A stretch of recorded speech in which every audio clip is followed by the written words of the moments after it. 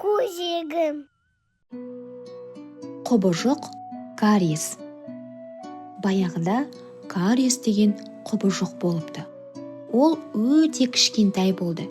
Кішкентай болғаны сондай, оны көзбен көру мүмкін емес еді. Сондай ұсақ болғаннан қарамастан, ол өте зиянды болды. Кариес бір қыздың аузында өмір сүрді. Оның аты Жібек болды. Кариес жібектің тістеріндегі тамақтың қалдықтарымен қоректенді. Жібек тіс тазалауды ұнатпайды. Сол себепті тамақ қалдықтары көп болып, кариес әрдайым тоқ болып жүрді. Кариес тек тамақ қалдықтарын жеп жүрсе болар еді, бірақ ол жібектің аппақ тістерін де жеуді жақсы көрді. Бір түні жібектің тісі қатты ауырды.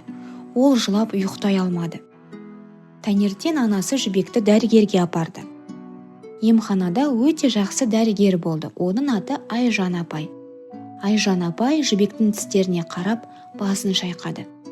«Жібек, сен тіс тазалауды ұнатасың ба?» деп сұрады.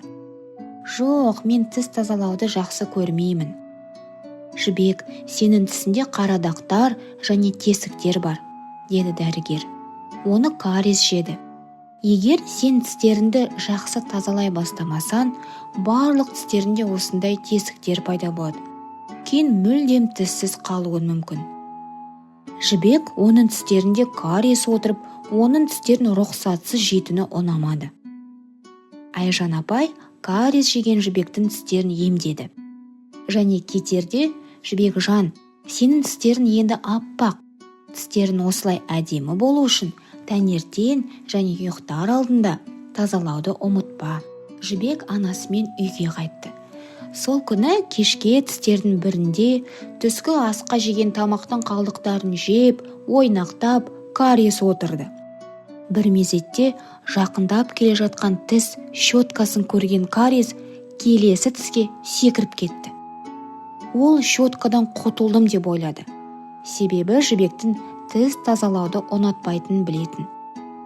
Бірақ тіс щеткасы өз жұмысын тоқтатпай, тістерді тазалай берді. Кариес қорқып қалып, ең алыстағы тіске қаша жөнелді. Енді не болатынын көрейік деп ойлады ол.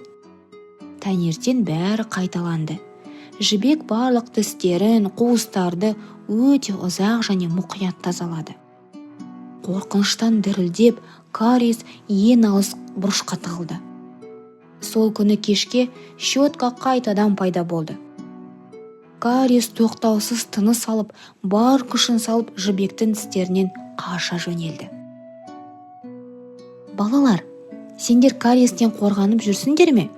Тістерінде таңертең және ұйықтар алдында мұқият тазартып жүрсеңдер, кариес сендерге жоламайды.